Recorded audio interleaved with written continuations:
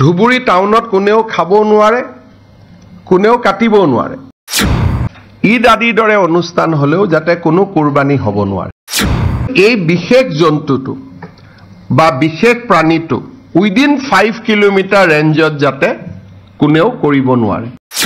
ঈদুল জহাৰ পিছৰ পৰা অসমত কেইটামান জাগাত আমি অশান্তিৰ বীজ সিঁচিবলৈ কৰা প্ৰচেষ্টা আমি দেখিবলৈ পাই আছো। প্ৰথমতে ধুবুৰীৰ পিছত লক্ষীপুৰত, লক্ষীপুৰৰ পিছত লখিমপুৰত আৰু লখিমপুৰৰ পিছত গোৱালপাৰা আৰু এতিয়া হোজাই। ক'ব গ'লে সাম্প্ৰদায়িকভাৱে বা যিমানখিনি জাগাত খুব সেন্সিটিভ জাগা, এই গোটেই স্থানবিলাকতে এনেকুৱা ঘটনা হোৱা দেখা গৈছে।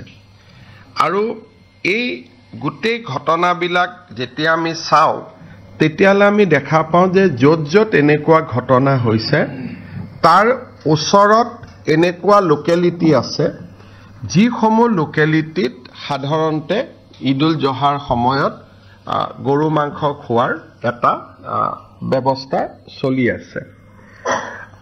আমাৰ যিখন কেটল বিল আছে বা আমাৰ যিখন কেটল আমাৰ প্ৰিজাৰ্ভেশ্যন বিল আছে, সেই বিল অনুসৰি যদি হিন্দু মানুহ থাকে তাৰ 5 কিলোমিটাৰত কোনো মানুহে যদি মন্দিৰ আছে বা আমাৰ নামঘৰ আছে তাৰ 5 কিলোমিটাৰত এই ধৰণৰ মাংস তেওঁলোকে খাব নোৱাৰে। সেইটো আইনী ব্যৱস্থা আছে। কিন্তু ধুবুৰীতে হওক আন জাগাত আপোনালোকে ধুবুৰীত জানে যে গুৰুদ্বাৰা আটাইতকৈ দেশৰ এটা অন্যতম গুৰুদ্বাৰা তাতে আছে আৰু তাত কাষত অজস্ৰ মন্দিৰ তাতে আমি দেখিবলৈ পাওঁ। গতিকে তাৰ within the radius of 5 kilometre এই বস্তুটো সম্পূৰ্ণ নিষেধ কৰা আছে।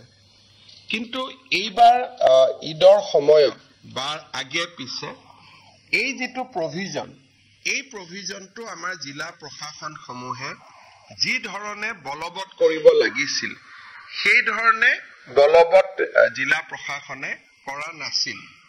ফলত মানুহো সচেতন নহল। আমি মানুহক যদি সচেতন কৰি ক'লোহেঁতেন যে উইদিন 5 কিলোমিটাৰ এইবিলাক আপোনালোকে খাব নোৱাৰে, কাটিব নোৱাৰে, হয়তো আজিৰ ঘটনাটো নহলহেঁতেন।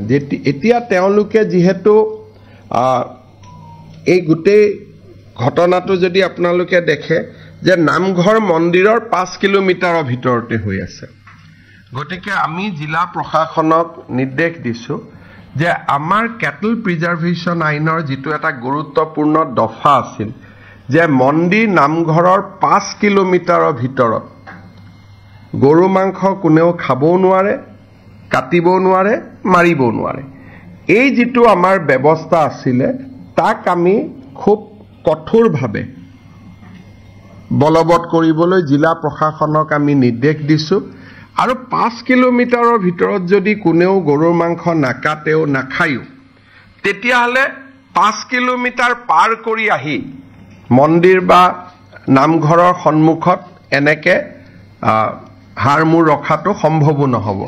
সেইকাৰণে আমাৰ যিটো দফা বিভিন্ন কাৰণত আমি খুব শক্তিশালীভাৱে ৰূপায়ণ কৰা নাছিলো, এতিয়া আমি সেই দফাটো শক্তিশালীভাৱে ৰূপায়ণ কৰাৰ বাবে আমি সিদ্ধান্ত লৈছো। আৰু মই ভাবো যে ই এটা গোটেই ব্যৱস্থাটোৰ পাৰ্মানেণ্ট সলিউশন হ'ব পাৰে যে উইদিন 5 কিলোমিটাৰ। উইদিন 5 কিলোমিটাৰ মানে ধুবুৰী টাউনত কোনেও খাব নোৱাৰে, কোনেও কাটিব নোৱাৰে। দেট ইজ দ্য বটদ্ৰৱাৰ 5 কিলোমিটাৰত কোনেও খাব নোৱাৰে, কাটিব নোৱাৰে। আজি লখিমপুৰতো যিটো ঘটনা হৈছে তাৰ জাষ্ট উইদিন 1 কিলোমিটাৰ এই ঘটনাটো ঘটিছে বা হাৰ মূৰ আমি বাজেয়াপ্ত কৰিছো।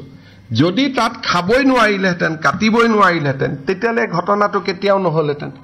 সেইকাৰণে এইবাৰ আমি জিলা প্ৰশাসনসমূহক এখন আমি গোটেই SOP এখন বনাই আমি তেওঁলোকলৈকে পঠিয়াম যাতে উইদিন 5 কিলোমিটাৰ ভৱিষ্যতে ঈদ আদিৰ দৰে অনুষ্ঠান হলেও যাতে কোনো কুৰবানী হ'ব নোৱাৰে। 5 kilometer from a temple, 5 kilometer from a namghar, 5 kilometer from any religious institution. আৰু গভৰ্ণমেণ্টে ইয়াক কঠোৰভাৱে বলবৎ কৰিব যে তুমি কুৰবানী কৰিব লাগে, ধৰ্মমতে আন বিভিন্ন জন্তু কৰিব পাৰি, সেইটো কৰিবা, কিন্তু এই বিশেষ জন্তুটো বা বিশেষ প্ৰাণীটো উইদিন 5 কিলোমিটাৰ ৰেঞ্জত যাতে কোনেও কৰিব নোৱাৰে। আৰু যদি সেইটো আমি সকলো মানুহে যদি তাক মনৰ পৰা পালন কৰোঁ, হিন্দু মুছলমান সকলোৱে, তেতিয়াহ'লে মই ভাবোঁ যে এনেকুৱা ঘটনা ঘটিব নোৱাৰে।